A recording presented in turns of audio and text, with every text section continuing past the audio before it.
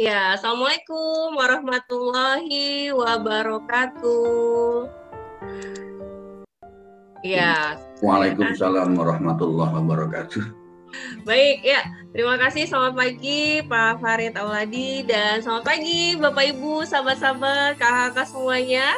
Terima kasih sudah kembali hadir ya setiap Sabtu pagi dan insya Allah kita akan bersama-sama menjemput ilmu Allah ya di Saturday Morning Talks ini ya. Untuk Bapak Ibu yang baru bergabung mungkin ya ada beberapa yang berdaftar juga. Perkenalkan saya dengan Anggi Pradita dari Pradita Consulting. Ya, insya Allah kita akan selalu rutinkan untuk mengadakan kajian seperti ini setiap Sabtu pagi ya. Jadi biasanya kan kalau orang weekend nabung tidur gitu ya, tapi kalau kita berusaha supaya Sabtu dan weekendnya tidak tidur lagi setelah subuh, jadi kita ngisi kajian saja ya, biar semangat weekend ini. Nah, ya Alhamdulillah pagi ini sudah hadir nih di Zoom meeting ini ada 50 orang ya, luar biasa dan banyak sekali yang sudah menuliskan nih di kolom chat. Masya Allah. Izin saya sapa-sapa dulu nih sahabat-sahabat kita ya Pak Farid ya. Ini ada Mbak Riana, ada Ibu Rowati, ada siapa lagi ya? Ibu Dwi, Ibu Janti, eh, Mbak Almira, Ibu Nini, Ibu Eni. Nah, ini baru nih kayaknya ya Kak Syafa. Oke, selamat datang Kak Syafa, Bapak M. Gaos, Ibu Mani, ya. Ibu Mani juga kayak baru denger ya, atau saya. Oke, Mbak Saidatun, Mbak Vira ya. Alhamdulillah, terima kasih. Amin, amin, ya rabbal alamin. Atas doa-doa pagi, semoga Allah kabulkan semuanya ya. Dan tentu saja yang di Facebook ya, eh, ini sudah ada 26 orang yang hadir, luar biasa juga nih. Ada Ibu Yati, Bunda Sri, Pak Lupi, Ibu Wahyu, Bu Tini, Pak Sunarmin, Ibu Tri, Ibu Eis, ya, Ibu Jum, Ibu Siti Kopinatun, Ibu Safa ya. Alhamdulillah. Terima kasih yang sudah hadir baik di Zoom meeting maupun di Facebook ini ya. Bismillah kita mulai saja acara pada pagi hari ini ya. Bismillahirrahmanirrahim. Alhamdulillahirrahmanirrahim. Assalatu wassalamu ala asrofil anbiya wal mursalin Sayyidina Muhammadin wa ala alihi wa sahbihi ajmain amma ba'du. Yang saya hormati Pak Farid Auladi, narasumber kita ya, satu-satunya ya yang setiap Sabtu pagi mengisi kajian-kajian ini dan menambah ilmu dan wawasan kita. Dan insya Allah tentu saja ini akan menjadi amal jariah buat beliau ya, yang menyiapkan materinya pun juga bukan kaleng-kaleng gitu Pak Farid. Nggak boleh ngomong sering kaleng-kaleng ya, bukan kaleng-kaleng ya, benar-benar daging ya, benar nggak Bapak Ibu semuanya ya. Nah jadi dan insya Allah kita akan kembali ya mendengarkan kajian-kajian materi-materi dari Pak Farid Auladi, terlebih ya 4 sesi sebelumnya ya, sesi berapa berarti sebulan ya, sebulan kita dicekokin dengan apa itu hakikat dunia. Ayo udah pada paham, udah pada bisa nerima nggak nih hakikat dunia ini? Tantangan ya, saya sendiri juga menantang untuk memahaminya. Kenapa ego ya, lalu logika ya, emosi kita itu kadang-kadang masa sih enggak, terus gimana ya. Jadi ujian banget untuk kita ngulang-ngulang lagi supaya makin memahami, makin bisa menerima, dan kita makin mengikuti jalannya Allah supaya bahagianya nggak hanya di dunia saja tapi juga bahagianya dunia akhirat ya. Dan insya Allah di pagi hari ini kita akan masuk ke sesi dengan tema terbaru, yaitu jebakan nikmat istidroj ya. Sekilas Bapak Ibu mungkin, saya nggak tahu ya, nanti Pak Farid akan lebih menjelaskan. Ini kadang-kadang karena banyak juga ya yang suka konsultasi ke saya gitu ya, melihat perbedaan ke orang-orang yang kelihatannya secara iman biasa aja, ibadahnya bahkan mungkin nggak seperti saya misalnya. Saya bukan saya, maksudnya yang konsultasi ya. Saya sudah ibadah, sudah apa, tapi dibandingkan dia yang nggak ibadah, nggak ke masjid, segala macam, atau nggak sedekah, tapi kok hidupnya lebih nikmat ya, dibandingkan kita sudah berusaha mendekat, tapi ujiannya masih lumayan ya, masih bertubi-tubi gitu kan. Jadi apa namanya, di sini kan tentu saja kita perlu memahami lebih detail ya. Di mana rezeki mungkin ada yang namanya audionya lain ladang lain ilalang ya. Jadi tentu saja mudah-mudahan dengan materi ini kita makin mengetahui secara detail ya terkait dengan hal ini, dan tentunya kita bisa semakin ridho ya atas segala ketentuan dan ketetapan Allah ya. Dan di sesi awal kita akan biasanya memulai dengan menjawab pertanyaan dari Bapak Ibu semuanya yang telah masuk di sesi sebelumnya. Insya Allah Pak Farid akan menjawab, dan banyak sekali pertanyaan-pertanyaan yang benar-benar bagus sekali untuk kita ambil hikmahnya ya, ambil pelajaran aja. Jadi mari kita mulai saja, dan tentu saja biasanya Pak Farid Auladi ini akan membuka dengan doa. Maka kepada Pak Farid saya persilahkan. Baik, terima kasih. Assalamualaikum warahmatullahi wabarakatuh. Alhamdulillah, bismillahirrahmanirrahim. Assalatu wassalamu ala rasulillah Sayyidina Muhammadin wa ala alihi wa sahbihi wa mawalah, la hawla wa la quwata illa billah.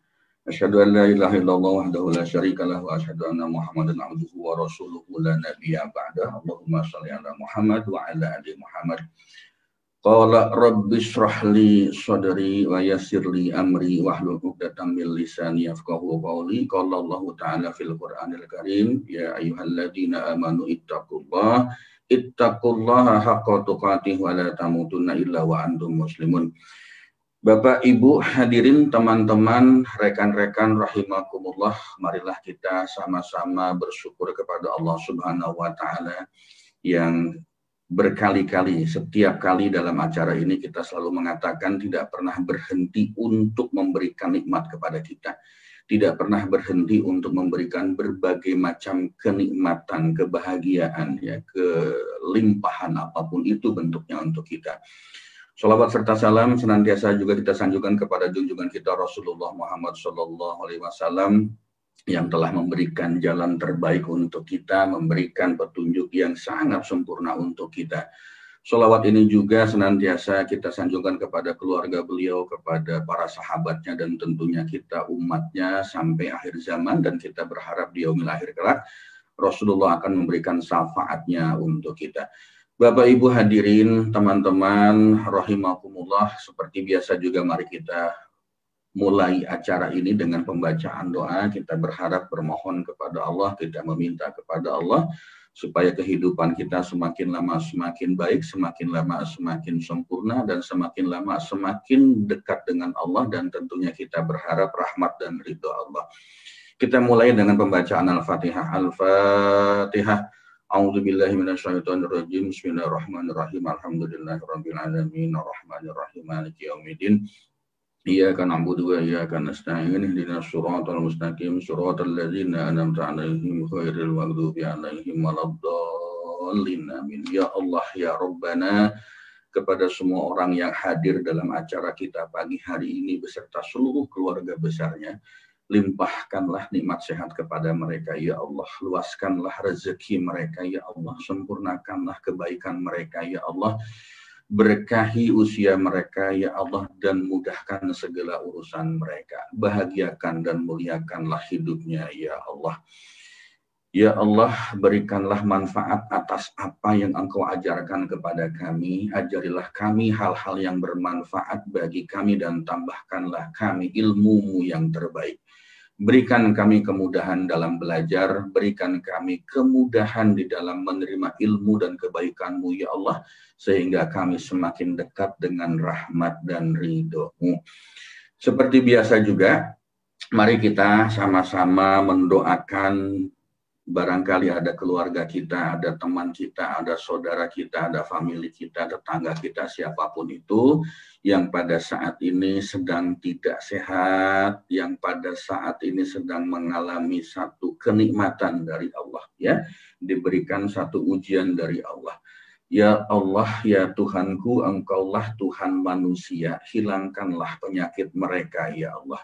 Berikanlah kesembuhan kepada mereka, karena Engkau adalah Maha Penyembuh. Tiada dapat menyembuhkan penyakit kecuali Engkau dengan kesembuhan yang tidak meninggalkan penyakit lain. Ya Allah, jadikanlah kesabaran serta sholat sebagai obat untuk penyembuhannya. Al-Fatihah.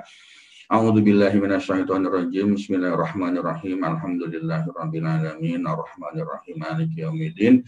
Iyyaka na'budu wa iyyaka nasta'in ihdinas siratal mustaqim siratal ladzina an'amta 'alaihim ghairil maghdubi 'alaihim waladdallin. Amin amin ya Allah ya rabbal alamin. Sebentar ya, Mbak. Baik Bapak dan Ibu, teman-teman hadirin kakak adik rahimakumullah.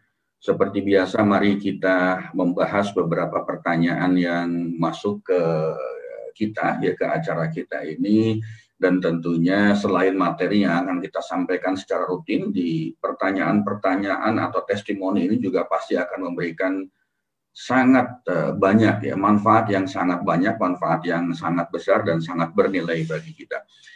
Yang pertama ini dari Mbak Dwi Mulyani. Assalamualaikum Pak Farid dan Mbak Anggi. Bagaimana, waalaikumsalam warahmatullahi wabarakatuh. Bagaimana cara untuk tidak mencintai harta itu? Karena saya dulu pernah diberikan rezeki yang cukup, bahkan mungkin lebih. Tapi hati ini selalu tidak tenang karena dikejar-kejar dunia dan dikejar dengan deadline. Ya, artinya diuber-uber waktu gitu ya.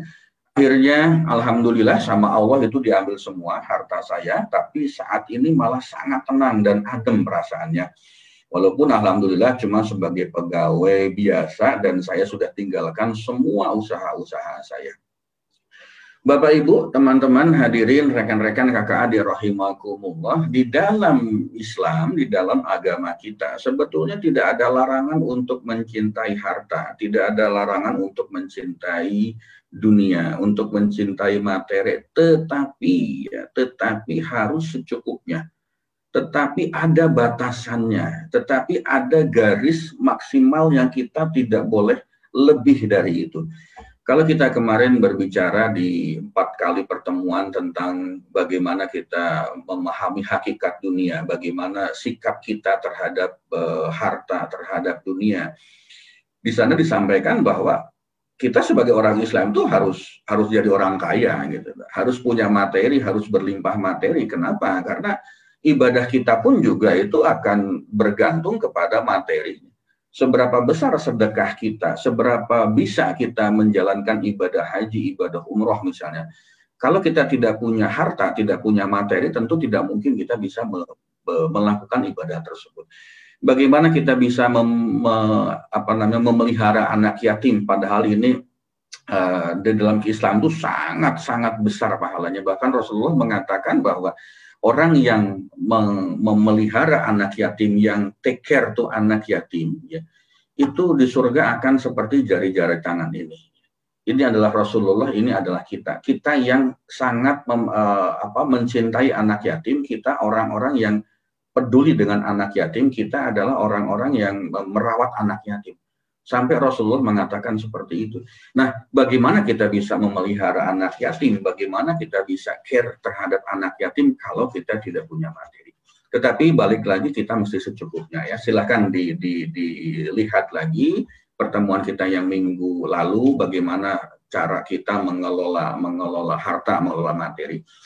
Nah, bagaimana caranya untuk tidak mencintai harta? Ini sebetulnya pertanyaan yang sangat luar biasa, yang sangat baik gitu ya. Caranya sederhana, Mbak Dwi Mulyani. Pertama, dekati Allah sedekat-dekatnya ya. Dekati Allah sedekat-dekatnya. Hampiri Allah secepat-cepatnya, secepat mungkin kita bisa. Bukankah kita sering ada satu perumpamaan bahwa ketika kita menghadap cahaya, ya, bayangan ada di belakang kita, itu dunia itu ada di belakang kita. Ketika kita menuju kepada cahaya, kita menuju kepada Allah, maka dunia akan mengikuti kemanapun kita pergi. Artinya, maknanya bahwa harta, materi, rezeki akan diberikan oleh Allah sebanyak mungkin, melimpah ruah. Dengan catatan kita menuju ke arah cahaya. Tapi kebalikannya, ketika kita membelakangi cahaya dan kita berjalan menjauhi cahaya, maka dunia itu ada di depan kita, bayangan ada di depan kita. Maknanya apa? Semakin kita mengejar bayangan kita, semakin kita mengejar dunia kita, maka kita akan semakin jauh dari Allah, semakin tidak dekat dengan Allah. Dan kalau sudah semakin tidak dekat dengan Allah, maka kita tidak mungkin akan memiliki ketenangan di dalam jiwa kita, di dalam hati kita. Ya, jadi prinsipnya sederhana, bagaimana supaya kita tidak mencintai dunia terlalu berlebihan, dekati Allah sedekat-dekatnya. Dengan cara apa? Kalau bahasa kita orang awam, ya lakukan ibadah ritual sebanyak-banyaknya. Ya, sholat 5 waktunya di masjid kalau untuk laki-laki, berjamaah di awal waktu, sholat sunnah rawatibnya, sholat sunnah tahajudnya, tobatnya, sholat hajat, sholat duha misalnya gitu kan, sholat tasbih, baca Al-Quran, sedekahnya, lakukan semaksimal mungkin. Kita pernah berhitung kemarin, ketika kita misalnya asumsinya usia kita 40 tahun, sebetulnya ibadah ritual itu berapa banyak sih? Ternyata cuma 5 tahun saja ya. Silahkan dilihat di rekamannya beberapa pertemuan yang lalu, pertemuan yang kedua atau yang kedua lah kalau yang pertama sorry. Kita lihat di sana ya. Ternyata 5 tahun ibadah kita juga itu belum tentu ibadah kita itu bagus. Maka ketika kita berhitung, ketika kita merasa bahwa hidup kita tidak tenang, hidup kita tidak nyaman, barangkali karena kita belum dekat dengan Allah ya. Nah, kalau kita sudah dekat dengan Allah, dengan melakukan ibadah ritual sebanyak mungkin bagi kita orang awam seperti ini, nanti itu akan terasa bahwa dunia ini udah nggak penting lagi buat kita.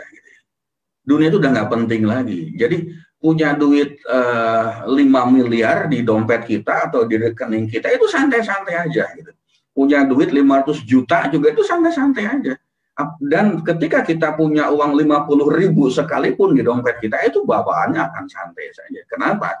Karena dunia ini sudah tidak begitu penting bagi kita. Kenapa? Karena kita yakin hanya satu, kita punya Allah. Dan kita hakul yakin bahwa rezeki itu Allah yang mengatur. Jadi bawaannya itu santai, rileks ya di dalam menghadapi segala persoalan. Dan kenapa bisa rileks? Kenapa bisa santai? Karena kita sudah punya satu keyakinan yang luar biasa, hakul yakin bahwa Allah itu akan memberikan rezeki kepada kita. Allah itu sudah menjamin rezeki untuk kita. Jadi nggak ada kepikiran pinjol, pinjaman online, gak ada kepikiran kepingin seperti tetangga punya kendaraan lebih mewah lagi, nggak kepikiran menumpuk harta, ya tidak kepikiran yang sifatnya benar-benar duniawi. Tetapi tidak berarti bahwa kita menyingkirkan kebutuhan duniawi, tidak demikian. Kebutuhan kita tercukupi, bahkan mungkin lebih dari cukup. Tetapi kita tidak berlebihan di dalam mengelola harta yang kita miliki. Lalu apa ketika sudah berlebihan kita punya rezeki? Sedekahkan. Sedekahkan, kita berikan, kita berbagi dengan orang lain. Ingat prinsip Porter yang kemarin gitu kan, kita punya uang banyak, kita punya barang banyak, sedang traveling, sedang bepergian, tidak mungkin kita bisa pegang semua itu tas kita, bag kita, box kita gitu kan. Titipkan lewat porter, suruh porter yang bawa. Porter itu maknanya apa? Anak yatim, ya, kaum du'afa, kemudian pembangunan masjid, beasiswa pendidikan, musola, dan sebagainya, sedekah-sedekah kita. Itu mereka itu adalah porter-porter yang akan membawa harta kita, dan kita akan ambil ketika kita di yaumil akhir kelak. Seperti itu sederhananya saja ya. Kemudian bagaimana supaya kita tidak bergantung dengan harta dunia itu? Ingat kemarin prinsip tukang parkir ya. Tukang parkir itu orang yang barangkali lebih kaya dari konglomerat. Kenapa? Ini lebay juga bahasa saya gitu. Kenapa? Karena dia bisa dalam satu tempat parkir yang dikatakanlah di pasar-pasar atau dimanapun yang tanpa ada parkir resminya gitu kan. Itu dia bisa punya Alphard, bisa punya Mercedes-Benz, bisa punya Pajero, bisa punya Fortuner, bisa punya Suzuki Carry bahkan gitu ya, bisa punya mobil Suzuki Losbach misalnya, dia punya semua, dia pegang semua, dia jagain semua. Tetapi ketika yang memiliki mobil itu mau mengambilnya, mau pergi, ya sudah, dia pun ikhlas. Dia tidak pernah merasa keberatan bahwa mobilnya diambil oleh orang. Itu bisa tukang parkir. Itulah prinsip kita juga di dalam mengelola harta ini. Semua yang kita miliki adalah titipan dari Allah. Dan ketika Allah mengambilnya, ya sudah. Itu memang punya Allah. Kita cuma disuruh jagain doang. Dan kita juga dibayar oleh Allah gitu. Dibayar apa? Dibayar untuk menjagain mobil yang parkir itu. Apa yang dibayar? Kebahagiaan kita, kenikmatan kita bisa makan, kita punya kesehatan, ya kita punya teman, punya sahabat, punya keluarga, sakinah, mawaddah, warahmah.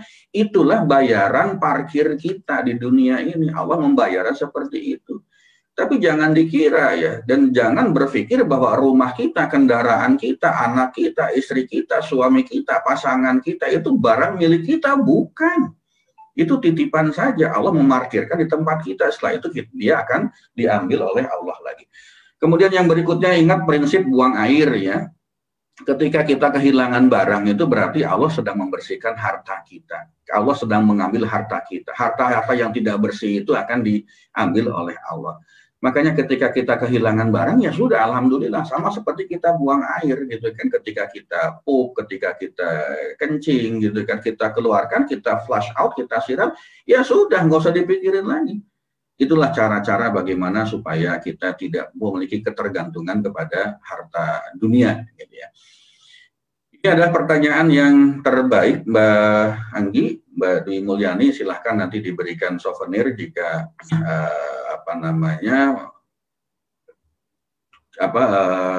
pertanyaan yang baik, testimoni sekaligus pertanyaan baik ya. Berikutnya Pak Sunarmin Amin, Assalamualaikum, izin bertanya, berarti dunia ini menjadi alat dan penentu kehidupan kita di akhirat, Pak, betul ya? Jadi rasa cinta menjadi penting dalam mengolah rasa, hanya kita harus pandai memanage dari cinta dunia ke menjadi cinta Allah, mencari ridho Allah, dan kita mesti ridho juga dengan ketetapan Allah. Bagaimana tips kita men-setting pikiran, hati, dan perasaan, yaitu positive feeling, positive thinking, dan positive motivation untuk mencintai akhirat dan mendapatkan ridho Allah. Gampang ya, gampang banget. Dekati Allah sedekat-dekatnya. Dekati Allah sedekat-dekatnya. Jadi jawabannya sama dengan jawaban Bu Dewi Mulyani tadi. Lakukan ibadah ritual sebanyak-banyaknya. Pada satu titik kita akan merasa bahwa dunia ini nggak penting. Pada satu titik kita akan merasa bahwa Allah itulah yang pertama, kedua, ketiga, dan selanjutnya cuma ada Allah, Allah lagi, kemudian Allah. Dengan cara seperti itu, lama-lama kita akan sangat mencintai Allah. Dengan seperti itu, lama-lama dunia itu terasa bukan sesuatu yang harus kita terus kita pegang terlalu erat lah. Kita butuh dunia, kita butuh materi, kita butuh rezeki, tetapi itu bukan segala-galanya. Segala-galanya itu hanya Allah. Kemudian bagaimana cara untuk men-setting pikiran kita tentang positive thinking, positive feeling, positive motivation? Silahkan ya, di dalam rekaman kami baik di YouTube maupun di Facebook itu ada di kajian materi awal ya, materi 11, 12, 13 lah kalau tidak keliru. Di sana ada penjelasan yang sangat detail bagaimana kita men-setting pikiran kita, perasaan kita, dan men-setting motivasi kita. Itu kemudian yang berikutnya ini dari NN, dari No Name. Wah, luar biasa banget. Ini persoalannya itu mantap betul ya, mantul gitu kan. Izin bertanya ya, baru saja saya melakukan garpu tala, Masya Allah, ketemunya ayat Al-Jumu'ah, pas banget ini malam Jumat. Waktu itu beliau punya satu persoalan yang begitu besar ya, persoalan yang tidak ringan. Beliau seorang pasangan lah, seorang istri, tetapi harus mencukupi kebutuhan keluarganya dengan berbagai persoalan yang dihadapinya. Persoalannya masih berkelanjutan dengan pertanyaan-pertanyaan kemarin yang sudah dijawab tentang pernikahan saya yang ikut membiayai suami dan keinginan untuk pulang. Dari jawaban-jawaban kemarin tentang pemberian uang, saya berusaha untuk ikhlas ya. Memang benar kata Pak Farid bahwa rezeki itu selalu ada dan Allah akan luaskan. Yang menjadi persoalan, pasangan saya itu sering mendiamkan saya, sepertinya tidak puas dengan materi yang saya berikan. Bulan kemarin saya melunasi amanah ribanya dan dia selalu mengeluh jualan tidak rame, tidak ada modal. Saya merasa betul-betul tidak nyaman, ya sama sekali nggak nyaman. Sementara keinginan saya untuk berkumpul dengan keluarga itu sangat kuat, tetapi masih belum memiliki dana untuk segera berkumpul. Saya getekan, saya garpu talakan, perasaan tidak nyaman, dan jika uang yang membuat suami ridho kepada saya, mohon berikan ya Allah berkelimpahan rezeki, dan ketemu ayatnya Al-Jumu'ah ayat 1. Bapak Ibu rahimakumullah, jadi persoalan beliau ini adalah ketidakharmonisan di dalam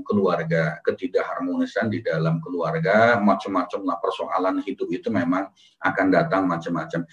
Tetapi ya alhamdulillahnya di dalam persoalan yang tidak menentu ini justru Allah itu apa? Justru Allah itu memberikan apa? Memberikan kemudahan, memberikan rezeki dalam bentuk yang lain. Dari pasangannya tidak mendapatkan respon, tidak mendapatkan respect, bahkan kadang-kadang beliau merasa tidak jujur pasangannya. Tetapi yang terjadi apa? Justru anaknya beliau ini, putra beliau ini mendapatkan kesempatan untuk belajar ke Jepang. Ya, dimudahkan oleh Allah, tinggal menunggu situasi saja. Kemudian yang kedua, anak yang bungsu itu juga sekarang sudah rajin sholat, sudah rajin ngaji, dan mau khatmil Quran sebulan lagi. Inilah yang luar biasa, Masya Allah luar biasa gitu kan. Tapi kemudian teman kita ini sekarang ini sepertinya sudah merasa betul-betul betul-betul lelah gitu ya. Kalimatnya ini, saya berusaha menjaga terumbu karang saya. Ya, mungkin kalau saya belum belajar ilmu MR dan belajar ikut kajian setiap Sabtu pagi, jangan-jangan saya akan memilih mundur ya. Saya akan memilih mundur. Kenapa? Karena saya merasa sudah tidak nyaman, tidak kuat sama sekali. Bapak Ibu hadirin teman-teman rahimakumullah, ayat GT-nya adalah yusabbihu lillahi ma fis samawati wa ma fil ard al malikil qudusil azizil hakim. Terima kasih Mbak Anggi sudah dibukakan ayatnya gitu ya. Kami memberikan satu apresiasi yang sangat baik buat yang bertanya ini. Kenapa? Karena beliau selalu bertanya dengan Allah pada saat hatinya merasa tidak nyaman. Ini testimoni terbaik, Mbak Anggi, boleh dikasih souvenir nanti. Beliau selalu bertanya dengan Allah saat hatinya merasa tidak nyaman, gitu kan. Dan kalau kita melihat ya persoalannya itu, bahkan kemarin muncul lagi SMS-nya, dan persoalannya juga sebetulnya sudah mendekati final dengan keputusan Allah yang sangat luar biasa. Kalau kita sudah merasa letih, ya sudah merasa lelah, sudah merasa ada di ujung dari persoalan kita. Itu sebetulnya biasa di dalam kehidupan kita. Kalau kita mau menjadi orang yang hebat, menjadi jagoan, menjadi superstar, itu memang latihannya itu tidak bisa latihan yang biasa-biasa saja. Latihannya bagi mereka yang menjadi orang hebat, superstar, terkenal itu akan sangat jauh di luar latihan orang-orang yang biasa. Mari kita lihat, ada atlet sepak bola yang sukses luar biasa, baik secara prestasi maupun secara materi. Siapa yang tidak kenal Ronaldo? Ya. Cristiano Ronaldo itu luar biasa, tetapi Bapak Ibu teman-teman hadirin rekan-rekan kakak adik rahimakumullah, pernah tahu nggak kita bahwa Ronaldo itu berlatihnya itu jauh lebih banyak daripada anggota satu klubnya, satu timnya. Ketika misalnya setiap orang dalam timnya beliau ini berlatih dalam satu hari 6 jam, 7 jam, bahkan dia bisa 12 jam sendiri untuk latihan secara pribadi. Makanya tidak heran kalau ternyata beliau menjadi orang yang outstanding ya, superstar. Seperti itu. Kalau di Indonesia kita sama-sama tahu di TNI itu ada namanya pasukan elit. Pernah dengar namanya Kopassus, pernah dengar namanya Kopaska, pernah dengar namanya Denjaka, Detasemen Jala Mangkara. Itu adalah pasukan elit, pasukan khusus yang latihannya itu sampai hampir menyentuh batas kemampuan manusia. Sampai hampir menyentuh batas kemampuan manusia normal. Dilatihnya seperti itu. Oleh karena itu, kalau kita bandingkan mereka dengan tentara biasa, dengan tentara-tentara yang reguler, mereka itu pasti luar biasa. Nah, ini di teman kita ada Pak Marwanto nih, kalau tidak salah beliau juga dari TNI gitu kan. Mohon diberikan masukan ke saya kalau saya tidak tepat gitu. Kenapa mereka jadi pasukan elit? Karena memang latihan mereka itu di luar batas kemampuan manusia yang normal. Dan itu hasilnya luar biasa. Nah, kembali kepada pertanyaan yang tadi, gitulah. Justru ya Mbak, siapapun namanya ini, Allah itu sangat sayang dengan kita kalau kita diberikan ujian yang seperti yang dirasakan Mbak saat ini. Ya. Kenapa? Sebetulnya Allah itu sangat mudah memberikan solusi sekejap. Ini berlaku bagi kita semua. Kalau kita sekarang sedang memiliki persoalan-persoalan yang begitu besar, ya, seolah-olah dunia ini terasa tidak lebar, seolah-olah dunia ini terasa benar-benar membuat kita tidak punya solusi lain. Allah itu sebetulnya sangat mudah memberikan solusi sekejap, seketika, saat itu juga. Sangat mudah. Kun fayakun, sangat mudah. Seperti halnya kita main sulap misalnya, seperti halnya kita sedang bermain magic, ya.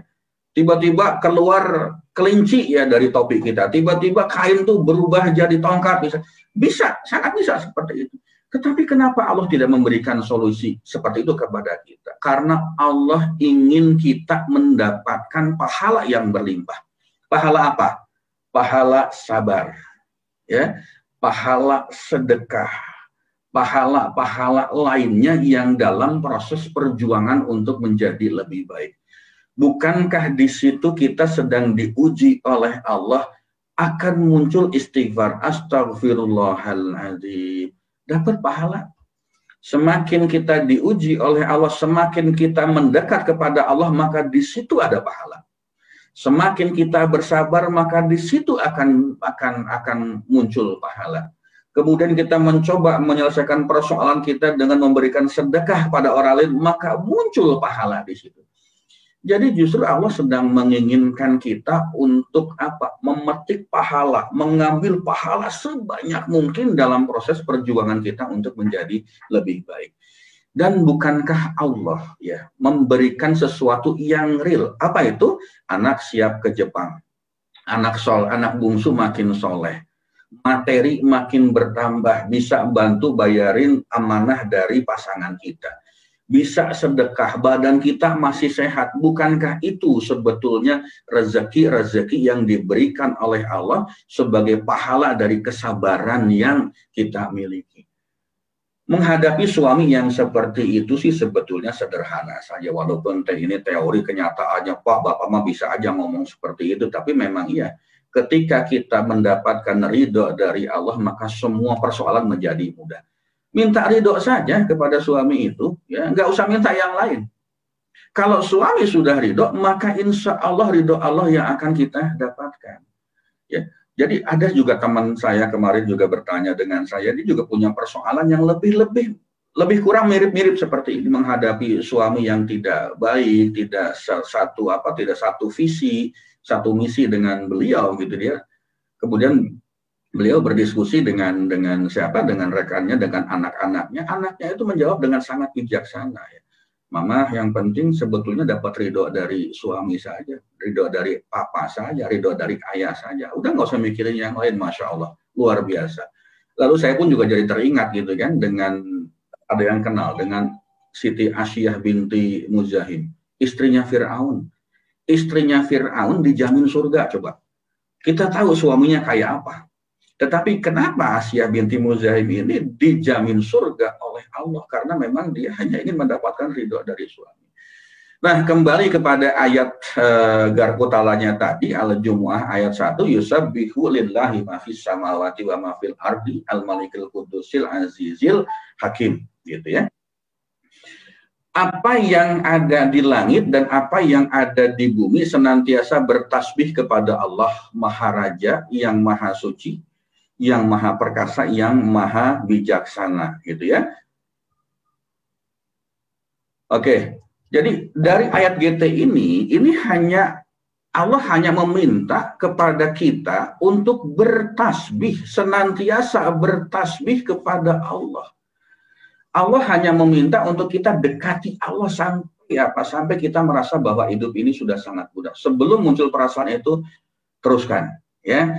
Jadi, dan alhamdulillah ternyata sekarang persoalan ini juga sudah mulai mendapatkan titik terang. Terima kasih kesabarannya.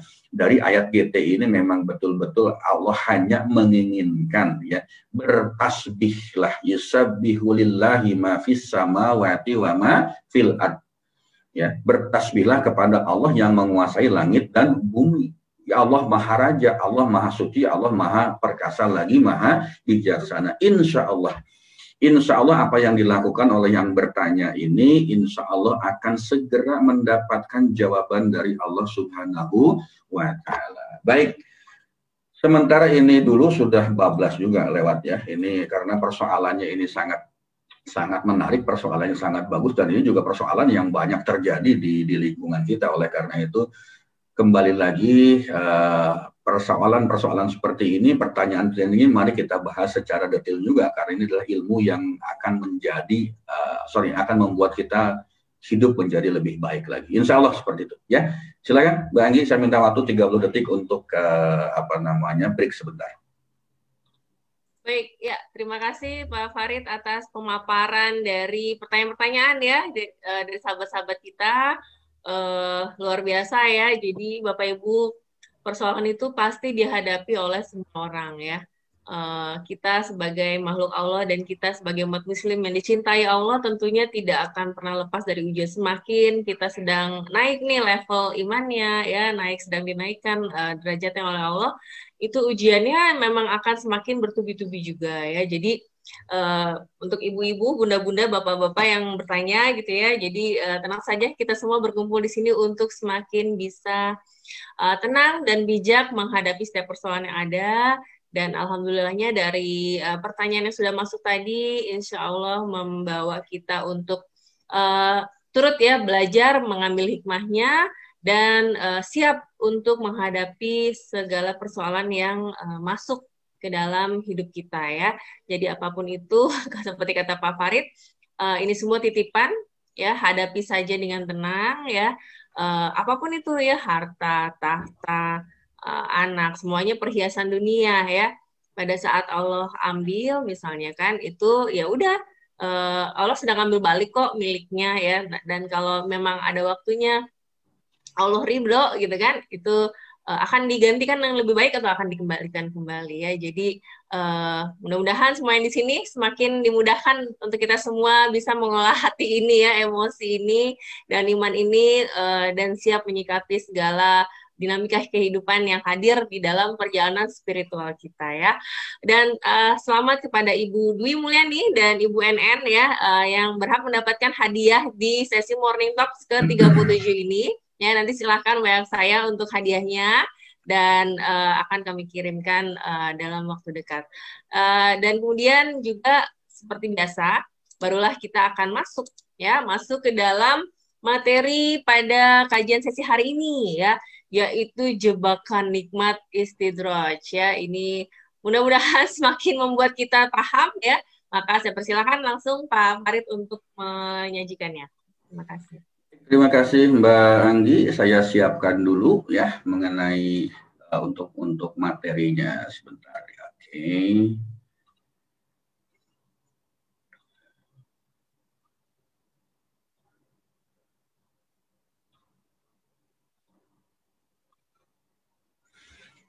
Sudah muncul? Ya, sudah Pak. Oke. Baik, ini sebetulnya sedang dalam proses di tempat saya. Sudah gambar muncul ya. Jadi saya munculkan satu gambar ilustrasi ini bagi teman-teman, bapak-bapak, kakak ibu, hadirin rahimahumullah. Kita itu biasanya ya seringkali atau kadang-kadang itu akan merasa letih pada saat justru persoalan ini hampir mencapai titik finish. Ilustrasi gambarnya, lihat ada orang menggali tanah begitu semangat, begitu luar biasa ya untuk mendapatkan intan, untuk mendapatkan permata ini. Tapi justru ketika pada saat tinggal satu galian lagi, tinggal satu proses lagi, dia udah kelelahan, dia sudah letih, dia kembali, dan ujung-ujungnya apa? Dia tidak mendapatkan intan permata, tidak mendapatkan berlian yang dia cita-citakan ini. Ini ilustrasi yang sangat sederhana gitu ya. Kita misalnya menghadapi suatu persoalan kan kadang-kadang semangat di awal, tiba-tiba setengah jalan atau mungkin hampir finish, kita tiba-tiba ambruk, tiba-tiba letih, tiba-tiba merasa hopeless, tiba-tiba merasa tidak ada harapan lagi. Nah, oleh karena itu, ayo sama-sama tetap bergantung kepada Allah, tetap bergantung kepada Yang Maha Kuasa, tetap bergantung kepada yang memberikan rezeki kepada kita, bergantung kepada Allah yang memiliki persoalan dan tentunya juga memberikan jawaban dari persoalan yang kita miliki. Bapak Ibu hadirin teman-teman kakak adik rahimakumullah, kita lanjutkan lagi tentang magnet rezeki. Masih dalam bahasan magnet rezeki, memang sangat luas. Kita akan bahas secara detail satu persatu. Tujuannya, targetnya bagaimana kita menciptakan diri kita menjadi magnet ya bagi rezeki Allah, duduk diam, rezeki datang. Nah, kali ini kita akan membahas satu materi yang sangat menarik, materi yang sangat bagus, materi yang tentunya ada di dalam kehidupan kita sehari-hari. Kita belajar tentang hakikat dunia sampai 4 episode, sampai 4 minggu. Tentu setelah kita belajar tentang hakikat dunia, ya, kita sekarang pasti punya pandangan yang lebih baik, punya pandangan yang lebih positif ketika kita berhadapan atau berurusan atau bergaul dengan materi, dengan harta atau kesuksesan. Kita sama-sama tahu dunia itu seperti apa. Kita sama-sama tahu hidup kita itu harusnya seperti apa. Kita sama-sama sudah belajar bagaimana cara kita mengelola materi. Sehingga apa? Diharapkan setelah kita mengenal hakikat dunia dengan sangat baik, maka kita punya satu persepsi, punya satu pandangan, punya satu cara yang lebih baik. Bagaimana cara kita mengelola harta kita, mengelola tentang dunia kita. Maknanya apa? Kita diharapkan tidak lagi mengejar harta dunia itu hanya untuk memenuhi hawa nafsu saja. Kita berikhtiar semaksimal mungkin mengejar dunia, mengejar materi semata-mata ingin mendapatkan ridho dari Allah Subhanahu wa Ta'ala. Ridho yang apa? Yang bagaimana? Tentu harta yang kita miliki, materi yang kita miliki, kita gunakan, kita manfaatkan semaksimal mungkin untuk bagaimana kita membahagiakan, memuliakan hidup orang lain. Bagaimana kita berbagi, bagaimana dengan harta itu kita bisa mendekat kepada Allah Subhanahu wa Ta'ala, ya. Kemudian kita masuk ke dalam materi kita ya tentang istidraj ini. Saya akan berikan satu contoh, satu fakta di dalam kehidupan kita. Pernah nggak melihat seperti ini?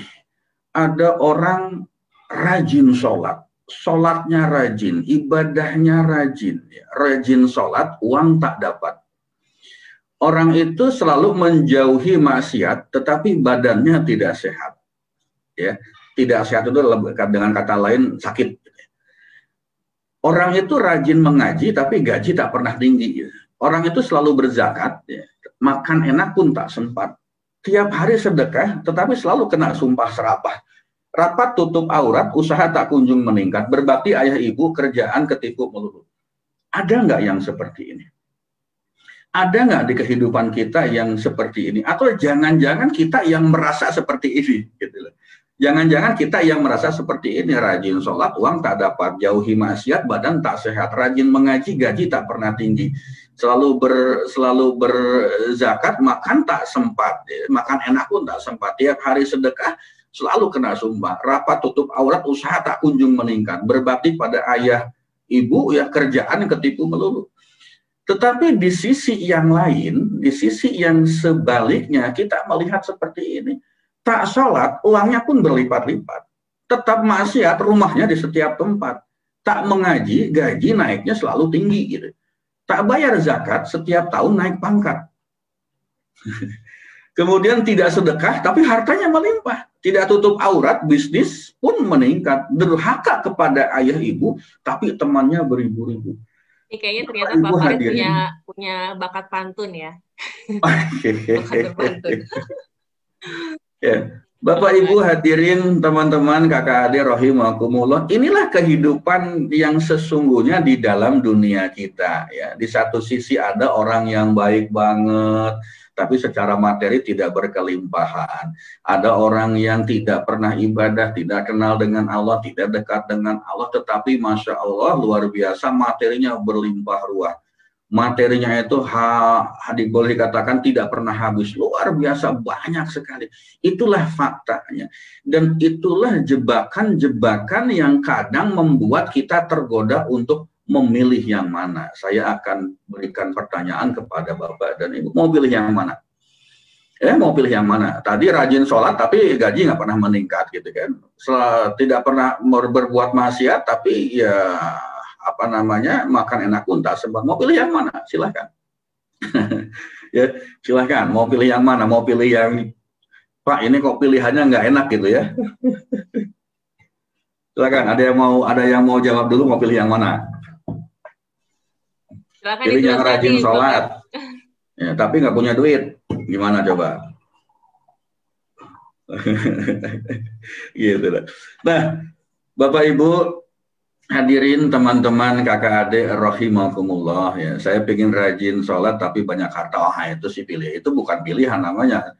Pilihannya kan cuma dua gitu ya. Cuman dua pilihannya. Satu yang rajin sholat tapi nggak punya duit. Kedua yang tidak rajin sholat gitu tapi rezekinya, bukan rezeki, materinya berlimpah gitu. Pilihan ketiga ada nggak? Nggak ada pilihan ketiga gitu. Baik, Bapak Ibu hadirin rahimakumullah. Mari sekarang kita belajar ya. Mari kita sekarang belajar membedakan. Ada satu definisi tentang azab. Azab itu adalah musibah yang datang karena dosa kita. Itu bertujuan Allah memberikan musibah kepada kita itu tujuannya adalah supaya apa ya? Supaya kita kembali ke jalan Allah. Allah memberikan azab kepada kita bisa jadi gara-gara apa? Bisa jadi gara-gara kita selama ini memang tidak pernah dekat dengan Allah, sehingga Allah memberikan azab kepada kita, tujuannya untuk kita kembali kepada Allah. Kemudian yang kedua, mari kita lihat ada yang disebut dengan ujian. Ujian itu adalah musibah yang datang padahal kita itu rajin ibadah. Musibah yang datang, persoalan yang datang kepada kita padahal kita itu rajin ibadah. Tujuannya apa? Allah punya keinginan untuk menaikkan derajat kita. Jangan-jangan yang tadi itu ada orang rajin sholat, rajin puasa, rajin ngaji, rajin sedekah, macam-macam, tetapi tidak pernah persoalannya itu diberikan rezeki yang melimpah. Jangan-jangan memang Allah memiliki tujuan untuk menaikkan derajat kita. Kemudian satu lagi ada yang disebut dengan istidraj. Maaf, sini saya mesti bergeser dulu sebentar ya, supaya tidak menghalangi kalimatnya. Istidraj itu adalah hidup makmur padahal sering berbuat dosa. Tujuannya adalah Allah ingin memberikan balasan yang pedih kepada siapa? Kepada kita, kepada mereka yang memang sudah lupa dengan Allah, sudah lupa dengan tujuan hidupnya, sudah lupa bahwa sebetulnya Allah itu menciptakan kita di dunia ini untuk beribadah kepada Allah, untuk mendekat kepada Allah. Diberikan hidup makmur, diberikan kelimpahan materi, diberikan rezeki yang tampaknya melimpah ruah, padahal dia sering berbuat dosa. Tetapi ingat, tujuannya adalah untuk diberikan balasan yang begitu pedih. Mau pilih yang mana yang tadi? Azab, na'udzubillah min dzalik. Jangan pernah kita mendapatkan azab. Kalau kita tidak ingin mendapatkan azab, tentunya kita jangan pernah berbuat dosa, jangan pernah berbuat maksiat. Kalau kita sudah terlanjur berbuat dosa, sudah terlanjur berbuat maksiat, beristighfarlah, bertobatlah kepada Allah, sehingga apa? Sehingga kita akan kembali ke jalan Allah Subhanahu wa Ta'ala. Kita rajin ibadah, kita rajin sholat, kita rajin sedekah, rajin ngaji, bergaul dengan baik, membantu sesama, memuliakan orang lain, tetapi hidup kita secara materi itu nggak kaya, nggak punya duit, nggak punya materi yang berlimpah. Insya Allah, Allah akan menaikkan derajat kita. Kita ingat hakikat dunia yang kemarin, sesungguhnya di mata Allah itu bukan orang kaya. Di mata Allah itu bukan orang yang materinya berlimpah ruah. Di mata Allah itu adalah kita ingin menjadi orang yang mendapatkan ridho dari Allah Subhanahu wa Ta'ala. Ridho Allah itu bukan diberikan dalam bentuk materi. Belum tentu seperti itu. Belum tentu seperti itu. Karena apa? Ketika ada orang diberikan materi yang berlimpah ruah pun, ternyata ada juga mereka yang justru menjauhi Allah, tidak mendekat kepada Allah. Jangan-jangan itulah yang disebut dengan istidraj. Ya. Itulah yang disebut dengan istidraj. Kenapa? Karena kalau kita sampai berada pada posisi istidraj, berada pada posisi seperti ini, maka bisa dikatakan bahwa hidup kita itu tidak akan baik pada kehidupan yang kelak di yaumil akhir. Kecuali kalau kita sempat bertaubat. Kecuali kalau kita sempat kembali menjalani jalan yang sudah ditentukan oleh Allah Subhanahu wa Ta'ala. Tetapi ketika kita terlena dengan kehidupan dunia, dengan kelimpahan materi, sementara kita juga masih bergelimang dengan maksiat, masih selalu melakukan dosa, maka ia akan terjadi, Allah akan memberikan balasan yang sangat pedih. Apa iya Pak seperti itu? Masih nggak percaya juga? Ini Allah mengatakan di dalam Al-Quran Al-An'am ayat 44.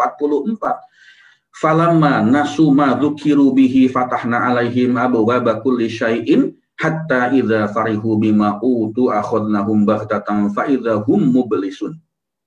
Ini Allah yang ngomong, ya. Maka tatkala mereka melupakan peringatan, ya, dicetak merah, bold merah, melupakan peringatan yang telah diberikan kepada mereka, kami pun membukakan semua pintu-pintu kesenangan untuk mereka. Sehingga apabila mereka bergembira dengan apa yang telah diberikan kepada mereka, kami siksa mereka dengan sekonyong-konyong. Maka ketika itu mereka terdiam berputus asa. Al-An'am ayat 44. Bapak Ibu hadirin, rekan-rekan, teman-teman kakak adik rahimakumullah. Istidraj itu Allah sudah menegaskan dengan sangat tegas. Falamma nasu ma dzukiru bihi fatahna alaihim abwaaba kulli syai' hatta idza farihu bima utu akhadnahum baghtatan fa idza hum mublisun. Ya. Jadi kita itu diberikan, Allah itu memberikan peringatan kepada kita. Allah itu memberikan tuntunan kepada kita. Hei manusia, hei Farid, hei Fulan, hei Fulanah dan sebagainya. Kamu itu mesti hidup dengan cara seperti ini. 1, 2, 3, 4, 5. Tuntunannya itu A, B, C, D, E, F. Gitu kan. Kalau kamu tidak menjalankan seperti ini jalan hidupmu, maka akan ada konsekuensi, akan ada musibah, akan ada hukuman, akan ada ancaman. Allah sudah jelas memberikan seperti itu. Kalau kamu ingin mendapatkan kebahagiaan yang hakiki, kebahagiaan yang sesungguhnya, hakikat kebahagiaan yang betul-betul sesuai dengan ridho Allah, maka jalannya ini 1, 2, 3, 4, 5. Lah itu sudah diberikan semua oleh Allah kepada kita. Allah sudah memberikannya kepada kita, ada petunjuknya, ada peringatannya. Lewat siapa? Lewat Rasulullah, lewat para ulama, para alim ulama, para guru-guru kita. Semuanya memberikan peringatan. Tetapi kalau kita ternyata melupakan peringatan itu, maka Allah akan membukakan semua pintu-pintu kesenangan untuk mereka. Jangan-jangan harta yang melimpah ruah, Masya Allah luar biasa. Uang di rekeningnya itu triliunan. Pernah berhitung triliun nggak? Dulu zaman saya masih remaja, itu di zaman saya, nggak tahu kalau zaman sekarang. Ada salah satu koruptor di Indonesia waktu itu mengambil uang sekitar 1,2 triliun korupsinya. Masih ingat aja ini, ada satu perusahaan di Jakarta dikorupsi. Saya iseng-iseng menghitung, kalau saya punya uang 1 triliun, kemudian uang itu tidak saya simpan di bank, tidak. Ya kalau di bank itu nanti biasanya ada interestnya, ada bunganya, ada bagi hasil whatever apapun itu. Saya simpan di rumah, saya simpan di rumah 1 triliun. Dalam bentuk fisik saya simpan di rumah, tidak di bank. Setiap hari saya keluarkan uang itu 1 juta per hari, tidak boleh kurang. 1 hari 1 juta saya keluarkan. Berapa lama itu uang 1 triliun habis? Ternyata bisa, kalau saya hitung bisa 7 turunan nggak habis itu uang. Padahal 1 triliun. Kebayang tidak ya? Kebayang tidak ya? Kalau misalnya uang itu berapa triliun. Nah, dengan triliunan yang seperti itu, maknanya apa? Ya, maknanya apa? Allah memberikan apa? Pintu-pintu kesenangan kepada kita. Tujuannya apa? Tujuannya supaya bisa jadi kita itu sekonyong-konyong akan diberikan balasan yang luar biasa, siksaan yang luar biasa. Dan ketika itu mereka terdiam berputus asa. Bapak, Ibu hadirin, teman-teman, rekan-rekan, kakak adik rahimakumullah, kalau kita mau memilih yang seperti itu, artinya apa? Ingin diberikan kelimpahan materi yang luar biasa, ingin diberikan harta yang betul-betul tak terhitung lagi, tak terhingga lagi, dan kita tidak mau menjalankan ketentuan Allah, selalu berbuat dosa, berbuat maksiat, silakan. Kalau memang mau seperti itu, silakan saja. Tetapi ingat, ada konsekuensinya. Tetapi ingat, akan ada akhir yang membuat hidup kita itu tidak memiliki arti sama sekali. Kenapa demikian? Hidup di dunia ini kan ada batasnya. Hidup kita di alam, di atas bumi ini kan pasti ada akhirnya, ada batasnya. Dan apakah kita sudah siap untuk mendapatkan balasan dari Allah? Yang tiba-tiba kita seperti tidak memiliki apapun, tidak memiliki arti apapun dalam kehidupan kita. Kalau memang siap seperti itu, ya silahkan lakukan sekehendak kita. Allah berikan kebebasan, tetapi Allah memberikan garis-garis batasan. Bapak, Ibu hadirin, teman-teman rahimakumullah. Lalu Rasulullah juga mengatakan, "Idza ra'aitallaha ta'ala yu'til ba'da minal dunya ma yuhibbu wa huwa mukim ala ma'asihi fa inna ma dzalika min hustidraj." Bila kamu melihat Allah memberikan pada hamba dari perkara dunia yang diinginkannya, padahal dia terus berada dalam kemaksiatan kepadanya, maka ketahuilah bahwa hal itu adalah istidraj, jebakan berupa nikmat yang disegerakan dari Allah Subhanahu wa ta'ala. Hadis riwayat Ahmad. Bapak, Ibu hadirin rahimakumullah, kalau kita sudah tahu ini rahasia kenapa ada orang melimpah materi tetapi dia tetap bergemar untuk berbuat dosa. Ketika kita melihat banyak orang yang tetap tidak mendekat kepada Allah, tidak beribadah kepada Allah, tidak sholat, tidak zakat, tidak puasa, tidak sedekah, dan lain-lain, tetapi hartanya melimpah ruah, kuncinya cuma satu. Jangan-jangan Allah memang sedang memberikan istidraj kepada orang tersebut. Wallahu a'lam, ya, wallahu a'lam. Tetapi Allah sudah memberikan garis-garis seperti ini. Nah, kalau mau seperti itu, silahkan. Tetapi kalau kita masih normal, kalau kita masih wajar, saya pribadi tidak mau seperti itu. Kenapa? Karena kehidupan dunia ini ada batasnya. Kehidupan dunia ini ada ujungnya. Kehidupan dunia ini ada endingnya. Ya, dan balasan di akhirat itulah balasan yang sesungguhnya. Balasan di akhirat itulah yang tergantung apa yang kita lakukan selama di dunia ini. Kita belajar tentang dunia, kita belajar tentang hakikat dunia, lalu kenapa kita mesti terpesona dengan dunia? Gitu kan? Kenapa kita mesti harus terpesona dengan orang-orang yang memang kelihatannya kaya raya luar biasa, tetapi tidak pernah beribadah, selalu berbuat maksiat? Kenapa kita mesti tergoda dengan yang seperti itu? Kalau kita sudah tahu rumus dunia, tahu hakikat dunia, tahu bagaimana cara hidup di permukaan bumi ini. Bapak, Ibu hadirin, teman-teman rahimakumullah. Lalu bagaimana sikap kita sebagai orang yang beriman? Sikap kita, sikap hidup kita sebagai orang yang beriman. Pak, saya ini sudah terlalu lama hidup dalam ketidakkayaan. Hidup dalam kemiskinan itu bahasanya seperti itu. Dalam bahasa MR nggak boleh kita bicara miskin. Sudah letih Pak saya, sudah capek Pak, saya nggak punya apa-apa. Rumah masih kontrak, jadi kontraktor. Kontrak sana, kontrak sini, gaji pun tak pernah cukup, pangkat pun tak pernah naik, tak pernah promosi apapun.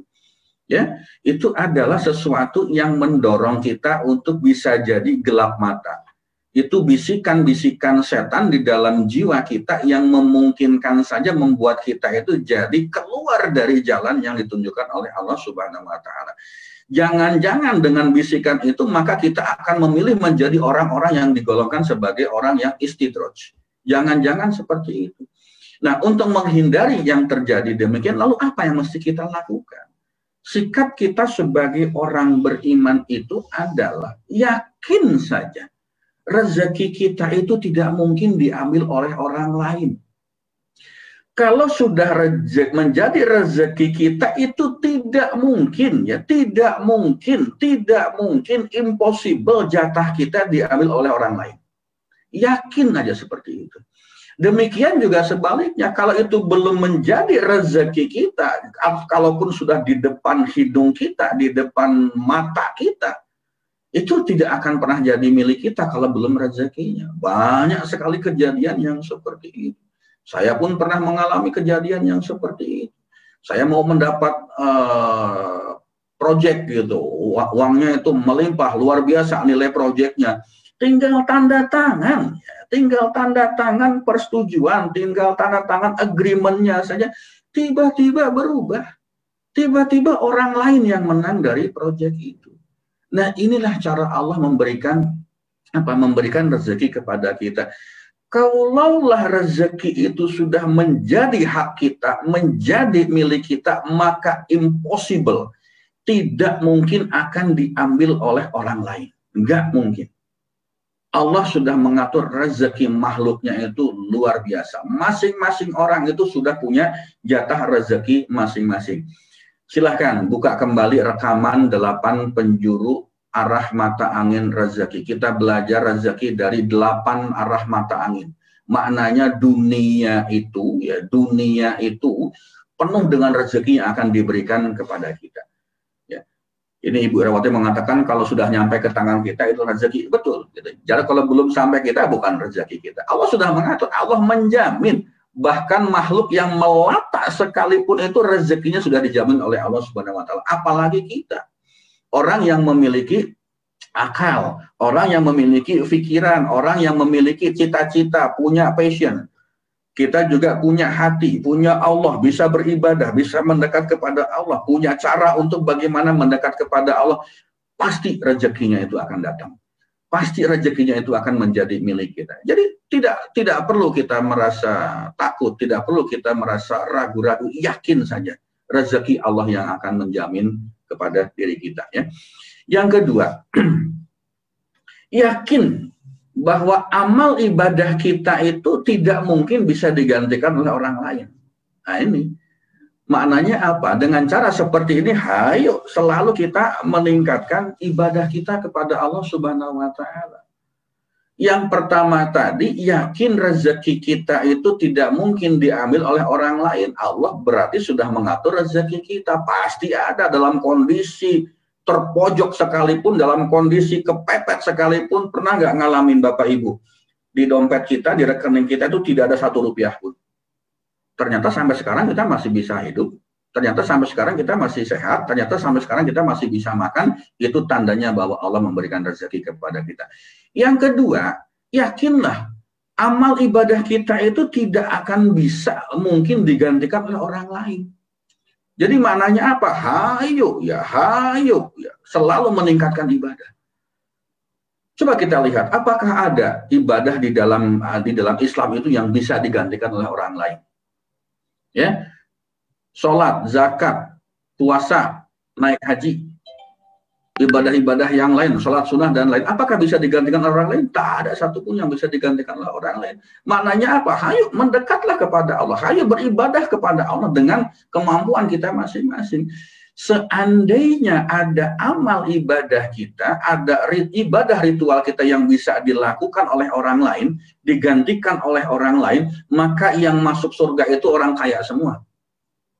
Orang kaya itu nggak perlu sholat, ya, orang kaya itu nggak perlu naik haji, bayar orang aja, suruh menggantikan posisi ibadah kita. Seandainya ibadah itu bisa digantikan oleh orang lain, tak ada yang bisa digantikan orang lain. Pak, ada tuh Pak yang boleh bayar fidyah, misalnya puasa, gitu kan? Iya, bayar fidyah itu kan term and condition apply, syarat dan ketentuan berlaku. Bapak Ibu nggak mau puasa, mau pakai bayar fidyah, silahkan dengan catatan Bapak Ibu sudah jompo.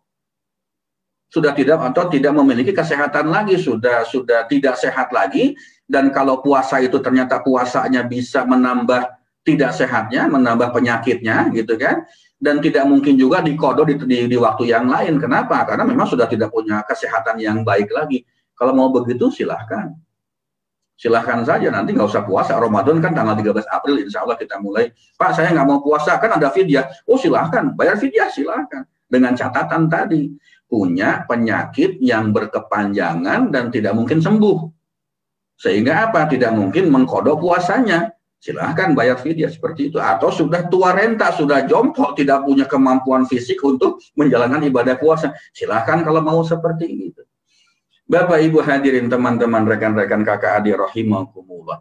Sholat contoh yang paling sederhana. Apakah memang sholat ini boleh digantikan oleh ibadah lain? Dengan cara lain? Tidak.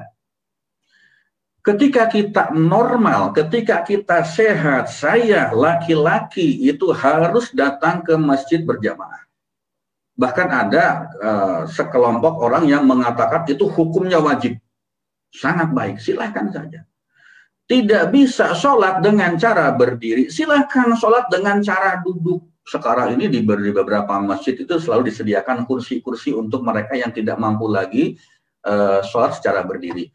Sholat pada saat berdiri masih bisa, tetapi ketika ruku dan sujud mereka biasanya tidak mampu. Lalu disediakan kursi untuk mereka melakukan sholat di atas kursi tersebut. Ya. Ketika kita mampu berdiri, lakukan secara berdiri, lakukan dengan sempurna. Nggak bisa berdiri, pakai duduk. Nggak bisa duduk, pakai berbaring. Berbaring pun tidak bisa bergerak tangan kita, anggota tubuh kita, ya tangan, kaki, kepala. Kalau memang masih bisa berkedip matanya, itu sholat kita dilakukan dengan cara berkedip. Dengan isyarat dari kedipan mata kita. Itu saja nggak bisa, berarti Bapak dan Ibu harus disolatkan. Kalau itu saja nggak bisa, berarti Bapak dan Ibu harus disolatkan. Bapak, Ibu hadirin, teman-teman rahimakumullah. Kebayang tidak ya, kebayang tidak wajibnya sholat itu bahkan ketika kita mati sekalipun kita masih disolatin.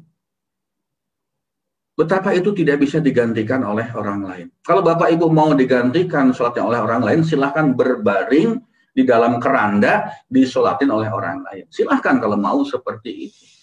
Nah, inilah pentingnya bahwa ibadah kita itu tidak mungkin digantikan oleh orang lain. Makanya apa? Selalu tingkatkan ibadah mumpung masih sehat. Ketika badan kita masih sehat, ketika kita masih diberikan kebugaran, kesegaran seperti ini, hayo ibadah, hayo lakukan sholat, hayo lakukan ngaji, hayo lakukan sedekah, hayo lakukan tahajud, duha, sholat, istikharah dan sebagainya. Silahkan lakukan yang seperti itu semaksimal mungkin. Inilah sikap orang yang beriman bagaimana menghadapi dunia sehingga kita tidak tergoda untuk menjadi orang yang istidraj. Ya. Yang berikutnya lagi, yakinlah bahwa Allah selalu melihat kita. Ya. Allah selalu melihat kita. Malu kita berbuat dosa. Semaksimal mungkin kita akan menghindari dosa. Kenapa? Allah itu punya maha CCTV. Kalau kita di rumah sekarang misalnya, rumah ini diawasi oleh CCTV. Atau lingkungan ini, komplek perumahan ini diawasi oleh CCTV. Tujuannya apa? Supaya tidak ada orang yang punya niat tidak baik untuk melakukan hal-hal yang tidak baik. Mencuri misalnya ya. Atau merampok di situ. Dengan adanya CCTV, orang akan berpikir ulang beberapa kali untuk melakukan sesuatu yang tidak baik. Nah, sementara Allah itu punya maha CCTV. Punya CCTV yang paling besar. Ya, punya pengawas yang paling besar. Raqib, Atid. Kiri, kanan kita ada malaikat yang mencatat seluruh perbuatan kita detik demi detik, waktu demi waktu, termasuk ketika kita tidur sekalipun. Allah punya itu, Allah punya catatan untuk seluruh kehidupan kita. Lalu kenapa kita masih berani berbuat dosa? Lalu kenapa tidak ada rasa malu di dalam hati kita untuk menjauhi dosa-dosa yang mungkin kita lakukan? Inilah sikap kita sebagai orang beriman. Ngejar harta boleh, mencari materi ikhtiar silahkan, maksimal untuk mencari kehidupan kita lakukan dengan cara yang baik. Rezeki dari Allah, gitu ya, rezeki dari Allah. Ibadah kita tidak akan bisa digantikan oleh orang lain, gitu kan? Dan yakin Allah itu melihat kita. Yakin Allah itu melihat kita. Nggak mungkin Allah tidak melihat kita. Jadi apa? Malu untuk kita untuk melakukan perbuatan-perbuatan dosa atau perbuatan maksiat. Nah, yang paling penting yang terakhir, yakin ajal itu akan datang. Ayo, siapa yang berani mengatakan bahwa hidup kita akan selamanya? Siapa yang berani mengatakan bahwa hidup kita itu akan abadi di permukaan bumi ini? Siapa yang sanggup mengatakan bahwa kita tidak mungkin pulang ke haribaan Allah Subhanahu wa Ta'ala? Ya, kalau memang kenyataannya seperti itu, silakan hidup semau kita. Silakan lakukan apapun yang kita lakukan, mau kita kerjakan. Tidak perlu malu-malu, tidak perlu ragu-ragu. Kalau memang yakin bahwa ajal tidak akan datang untuk menjemput kita. Selama kita masih meyakini bahwa ajal akan datang menjemput kita, maka kenapa kita harus tidak yakin dengan kehidupan dunia ini? Maka kenapa kita harus menjadi orang yang terjerumus dalam kategori istidraj? Kenapa kita harus terbuai dengan kehidupan dunia? Kalau yakin ajal itu akan datang menghampiri kita. Kapan datangnya ajal? Tidak ada satu orang pun yang tahu ajal itu akan datang kepada kita. Ini ada satu cerita menarik, ini kisah di zaman Nabi Sulaiman. Jadi Nabi Sulaiman itu ceritanya sedang berdialog dengan malaikat pencabut nyawa, Israel, gitu ya, pada suatu hari seperti itu. Kemudian bukan Nabi Sulaimannya, tapi ada satu orang yang tinggal di daerah India pada saat itu zaman Nabi Sulaiman, itu ditakdirkan wafat pada hari tertentu, ya, ditakdirkan wafat pada hari tertentu. Dan nyawanya dicabutnya di India pada saat itu. Ini cerita kisah dari kenabian. Katakanlah si Fulan gitu ya. Nah, si Fulan itu kebetulan pada saat itu sedang berada di istananya Nabi Sulaiman. Sedang berada di sana, sedang berkunjung ke istananya Nabi Sulaiman gitu kan. Nah, pada saat mereka sedang ngobrol-ngobrol berdua gitu, berbincang, berdiskusi, tiba-tiba datanglah malaikat pencabut nyawa, Israel gitu kan. Lalu ketika si Fulan ini melihat sang malaikat pencabut nyawa itu, dia langsung meminta kepada Nabi Sulaiman, ya Nabi Sulaiman, tolong dengan kemampuanmu kirim saya, dengan anginmu kirim saya untuk terbang jauh-jauh dari malaikat Israel ini. Kemana? Nabi Sulaiman bertanya, kemana kamu mau pergi? Kirim saya ke India, dia bilang begitu. Kirim saya ke India gitu. Ya sudah, dia langsung bus gitu kan, kemampuan Nabi Sulaiman kan luar biasa gitu, bisa menaklukkan alam semesta ini. Dikirimlah dia sampai ke India. Lalu si malaikat itu pencabut nyawa tersenyum berkata kepada si Nabi Sulaiman. Nabi Sulaiman mengatakan, kenapa kamu tersenyum, hai malaikat pencabut nyawa? Aku tuh heran sama orang yang tadi. Kenapa? Aku itu ditugaskan oleh Allah untuk mencabut nyawanya dia di India hari ini. Padahal waktu itu dia ada di daerah, Nabi Sulaiman itu kalau nggak salah di daerah-daerah sekitar Persia atau Mesir lah ya gitu. Padahal sekarang dia ada di sini. Dengan cara dia kembali ke India hari ini berarti memang tugas saya untuk mencabut nyawa dia itu akan terlaksana dengan baik. Masya Allah, luar biasa ya. Bapak Ibu hadirin, teman-teman, rekan-rekan, kakak adik rahimakumullah ya. Jadi ajal itu tidak pernah menunggu kita siap untuk mati. Ajal itu tidak pernah meleset jadwalnya gitu. Kalau memang sudah sekarang ya sekarang, kalau memang besok ya besok, kalau memang nanti ya nanti. Gitu. Masya Allah, luar biasa gitu ya. Ini satu cerita yang memberikan satu gambaran bahwa yakin ajal itu akan datang dimanapun kita berada. Yang tadi orang tadi sedang berada di daerah Arab sana, pingin kembali ke India, padahal ceritanya malaikat itu akan mencabut nyawanya memang di India. Jadi Allah itu memberikan kepastian kepada kematiannya yang bersangkutan. Bapak Ibu hadirin, teman-teman rahimakumullah. Lalu bagaimana ya? Bagaimana cara orang beriman itu mencari rezekinya itu seperti apa? Bagaimana cara orang beriman itu mencari rezeki? Yang pertama, orang beriman itu pasti mencari berkah dari rezeki yang Allah turunkan kepada kita. Mencari berkah. Berkahnya bukan banyaknya. Bukan banyaknya, bukan jumlahnya, tapi berkahnya. Banyak itu belum tentu berkah. Sedikit juga belum tentu berkah. Ya, jadi harusnya orang beriman itu nomor satu cari berkahnya dulu. Yang kedua cari berkah dan banyak, cari banyak dan berkah gitu. Kenapa harta yang banyak belum tentu berkah, yang sedikit juga belum tentu berkah. Jadi bagaimana cara kita mencari? Cari harta yang berkah. Berkah itu apa sih? Dalam bahasa Arab barokah atau berkah itu bermakna secara umum itu adalah bertambahnya sesuatu, ya, berkembangnya sesuatu. Ya. Sedangkan makna berkah dalam Al-Quran dan hadis adalah langgengnya satu kebaikan, abadinya satu kebaikan, kadang bertambah kebaikan atau bisa kedua-duanya. Kalau menurut Imam Al-Ghazali dikatakan itu berkah itu adalah bertambahnya kebaikan. Jadi kalau kita memiliki rezeki yang berkah, itu kehidupan kita semakin lama semakin baik. Kehidupan kita semakin lama semakin mendekat kepada Allah. Bisa juga suatu saat semakin lama harta kita semakin besar juga jumlahnya, semakin banyak juga jumlahnya. Itulah berkahnya. Tapi tidak sama dengan banyaknya orang yang istidraj tadi. Bisa jadi hartanya banyak, bisa jadi materinya berlimpah ruah, tetapi kelakuannya, perilakunya, sikap hidupnya itu malah tidak mendekat kepada Allah. Bisa jadi yang seperti itu bukan harta yang berkah yang dia dapatkan. Kemudian yang kedua, keberkahan itu ya tidak akan dilimpahkan kecuali kepada orang-orang yang beriman. Ya. Keberkahan itu tidak akan dilimpahkan, tidak akan diberikan kecuali kepada orang-orang yang beriman. Maknanya apa? Ayo kita beriman dulu, ayo kita mendekat dulu kepada Allah, ayo kita siapkan fondasinya dulu, ya. Dasarnya dulu penuh dengan keimanan, hidup kita mendekat kepada Allah, hidup kita mencari ridho Allah, maka ketika nanti rezeki kita berlimpah, materi kita diberikan kepada kita, insya Allah itu akan menjadi materi, akan menjadi rezeki yang berkah.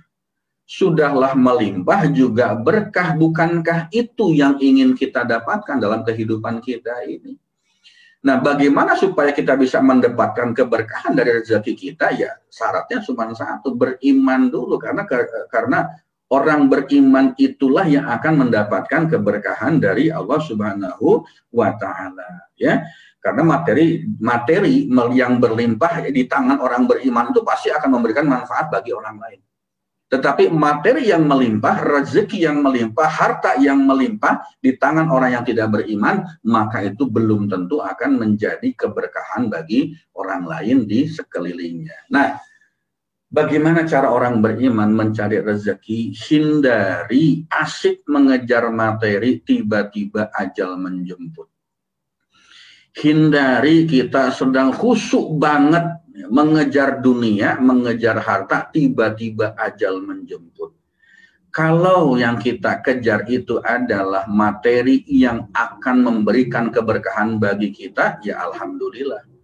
Kalau yang kita kejar itu materi untuk memberikan kebaikan, kemaslahatan kepada seluruh makhluk yang ada di muka bumi ini, alhamdulillah. Tetapi kalau misalnya ternyata materi yang kita kejar itu adalah hanya semata-mata untuk memenuhi nafsu syahwat kita, nafsu duniawi kita, ternyata tiba-tiba ajal menjemput, maka jangan-jangan kita digolongkan sebagai orang yang istidraj tadi. Bapak Ibu, teman-teman hadirin rahimakumullah, kakak adik yang dirahmati Allah Subhanahu wa Ta'ala. Sampai di sini sementara materi kita sudah jam 7:20 dan mari kita sama-sama melihat lagi, sama-sama merangkum. Istidraj itu adalah satu kondisi di mana kita tidak pernah beribadah. Kita jauh dari Allah, kita tidak dekat dengan Allah, bahkan mungkin kita bergumul dengan dosa, bergelimang maksiat, tetapi Allah memberikan kemudahan, kelimpahan materi. Memberikan harta yang luar biasa, ya, itulah istidraj. Saya yakin teman-teman kita semua yang ada di sini tidak ingin memilih istidraj sebagai jalan kehidupan kita. Kita hanya ingin mendapatkan ridho dari Allah Subhanahu wa Ta'ala. Baik, itu saja sementara. Mbak Anggi, ya, silakan di handle dulu. Baik ya, terima kasih Pak Farid atas pemaparannya ya. Jazakallahu khair. Eh, Banyak yang komen juga nih Pak ya, baik di Facebook maupun di Zoom ini pemaparan Pak Farid itu insya Allah makin membuka mata kita ya, jadi makin sadar dan Bismillah kita makin belajar lagi supaya tadi bisa menghindari ya apa itu istidroj dan juga mendapatkan nih rezekinya orang beriman, yaitu bagaimana mencari berkahnya ya tadi seperti dipaparkan Pak Farid, lalu keberkahan dilimpahkan kepada orang beriman dan hindari asik mengejar rezeki atau mengejar materi yang hanya dunianya saja gitu ya, karena bisa saja tiba-tiba aja menjemput. Dan alhamdulillah ini Ibu Dwi ya, sedikit saya bacakan ya. Ibu Dwi, Assalamualaikum Pak Farid, Banggi saya pernah ditanya sama bekas anak buah. Sudah sholat, rajin, sudah kerja keras, anaknya juga baik, apalagi dia juga merawat mertuanya yang lagi kurang sehat, yaitu tidak bisa melihat dan tatinya kurang sehat juga, akan tetapi kehidupannya sangat pas-pasan. Apa yang harus dilakukan biar bisa mendapatkan rezeki buatnya ya? Mungkin nanti Pak Farid akan menjelaskan di sesi berikutnya, tapi tadi coba disuruh nonton aja video-video kajian kita ya, supaya memperkaya ya, minimal membawa ketenangan bahwa kita yakin semuanya sudah ketetapan Allah ya, dan mungkin Allah memang tadi kan ada ujian, ada azab atau ada istidraj gitu ya. Mungkin kalau dikasih kenikmatan malah nanti jatuhnya jadi menjauh dari Allah gitu ya. Makanya dikasih ujian terus karena tanda cintanya Allah. Nah, tapi nanti mungkin Pak Farid minggu depan akan jelaskan lebih detail lagi ya. Baiklah, terima kasih Bapak Ibu semuanya yang sudah hadir di Zoom meeting ini dan sudah komen maupun di Facebook ya. Dan kita akan tutup kajian pada pagi hari ini seperti biasa. Pak Farid silahkan ditutup dengan doanya Pak. Baik, sebelum ditutup, mohon dibantu untuk di-save ya pertanyaan-pertanyaan dalam Zoom tadi, Mbak, supaya tidak ketinggalan jejaknya gitu ya. Iya, Pak. Baik, Bapak dan Ibu hadirin, teman-teman, rekan-rekan rahimakumullah, marilah kita sama-sama berdoa kepada Allah mengakhiri acara ini dengan bersyukur, dengan tentunya juga sekaligus kita meminta supaya Allah senantiasa membuat kita itu semakin dekat dengan Allah. A'udzubillahi minasyaitonirrajim. Bismillahirrahmanirrahim. Innallaha wa malaikatahu yusholluna 'alan nabi. Ya ayyuhalladzina amanu shollu 'alaihi wa sallimu taslima. Mari kita baca istighfar dan nanti dilanjutkan dengan sholawat. Astaghfirullahaladzim. Alladzi la ilaha illa huwal hayyul qayyum wa atubu ilaihi. Astaghfirullahaladzim. Alladzi la ilaha illa huwal hayyul qayyum wa atubu ilaihi. Astaghfirullahaladzim alladzi la ilaha illa huwal hayyul qayyum wa atubu ilaihi. Astaghfirullahaladzim alladzi la ilaha illa huwal hayyul qayyum wa atubu ilaihi. Astaghfirullahaladzim alladzi la ilaha illa huwal hayyul qayyum wa atubu ilaihi. Allahumma shalli ala Muhammad wa ala ali Muhammad. Allahumma shalli ala Muhammad wa ala ali Muhammad. Allahumma shalli ala Muhammad wa ala ali Muhammad. Allahumma shalli ala Muhammad wa ala ali Muhammad. Allahumma shalli ala Muhammad wa ala ali Sayyidina Muhammad. Ya Allah, sesungguhnya aku bermohon kepada Engkau dan aku menghadap kepada Engkau dengan Muhammad Nabi Rahmah. Wahai Rasulullah Muhammad sallallahu alaihi wasallam, sesungguhnya aku menghadap Tuhanku bersamamu dalam memohon hajatku ini agar dikabulkan. Ya Allah, perkenankanlah dia Muhammad Rasulullah SAW memberikan syafaatnya kepadaku kelak di yaumil akhir. Ya Allah, ya Ghafur, Engkau Maha Pengampun, Engkau Maha Pengasih, Engkau Maha Penyayang. Ampunilah dosa-dosa kami, ya Allah, dosa keluarga kami, ya Allah, dosa anak-anak dan pasangan kami, ya pemimpin kami. Jadikanlah kami orang yang senantiasa mendapat hidayah-Mu, ya Allah, mendapatkan ampunan-Mu, ya Allah, dan kelak juga mendapatkan syafaat dari Rasulullah Shallallahu Alaihi Wasallam. Ya Allah, cukupkanlah aku dengan rezeki-Mu yang halal hingga aku terhindar dari yang Engkau haramkan. Kayakanlah aku dengan karunia-Mu hingga aku tidak minta kepada selain Engkau, ya Allah. Ya Allah, sesungguhnya aku memohon kepadamu agar melimpahkan rezeki kepadaku berupa rezeki yang halal, rezeki yang berkah, rezeki yang luas dan tanpa susah payah. tanpa memberatkan dan tanpa membahayakan dan tanpa rasa lelah dalam memperolehnya. Sesungguhnya Engkau berkuasa atas segala sesuatu, ya Allah.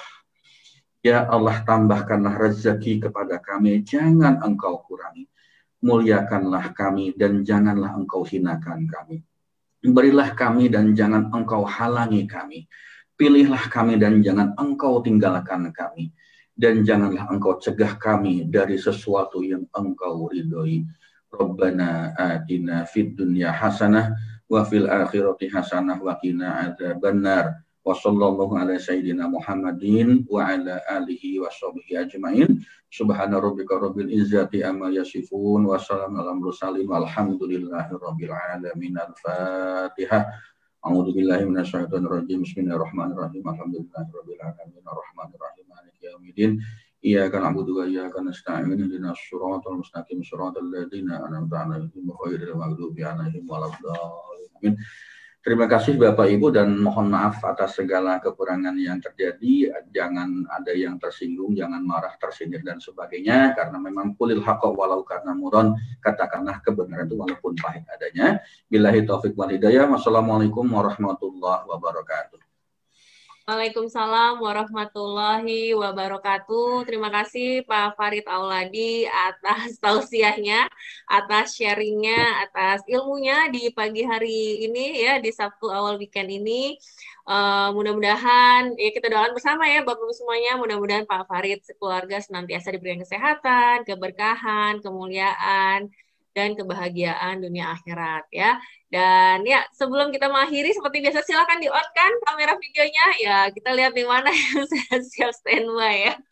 Ya, kita on kan videonya dan seperti biasa kita akan sedikit foto bareng ya, senang-senang aja ya, supaya nggak serius-serius banget gitu ya. Oke, ya udah kelihatan nih biasa nih yang sudah selalu standby dan cantik. Ada Ibu Reni, Ibu Tati, Ibu Iro, ya Mbak Riana, Ibu Dwi, luar biasa semuanya. Mohon maaf yang belum bisa disebutkan nih karena kelihatan langsungnya seperti itu ya. Oke, seperti biasa tangannya dikataskan ya. Kita mengharap ridho Allah. Ya, sebentar jangan ada yang tulis dulu di kolom chat ya. Oke, 1, 2, 3.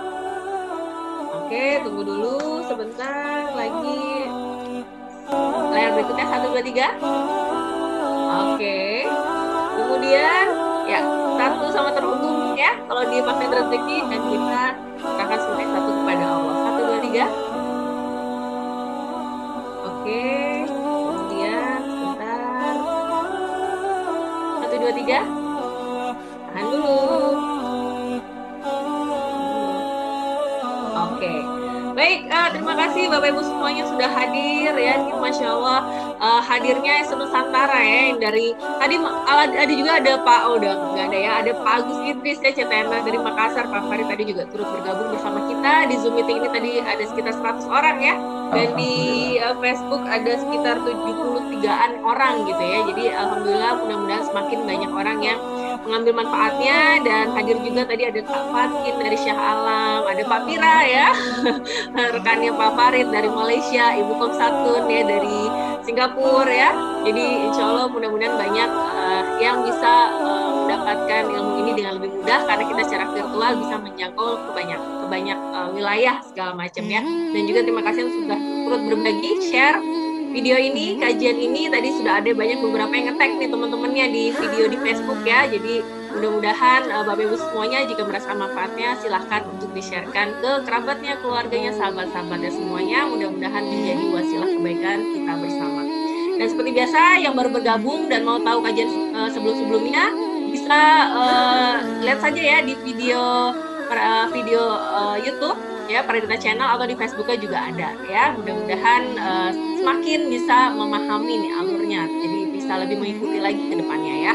Oke, itu saja saya ucapkan terima kasih banyak buat Pak Farid dan Bapak Ibu, sahabat-sahabat semua sudah turut membersamai di pagi hari ini ya. Dan kita jumpa lagi Sabtu pekan depan ya. Siap ya Bapak Ibu, kita lanjutkan lagi kajian berikutnya. Kita tunggu nih kajian apa lagi tema berikutnya ya. Dan selamat berakhir pekan. Kita tutup dengan doa kafaratul majelis. Subhanakallahumma wa bihamdika asyhadu an la ilaha illa anta astaghfiruka wa atubu ilaik. Assalamualaikum warahmatullahi wabarakatuh. Waalaikumsalam.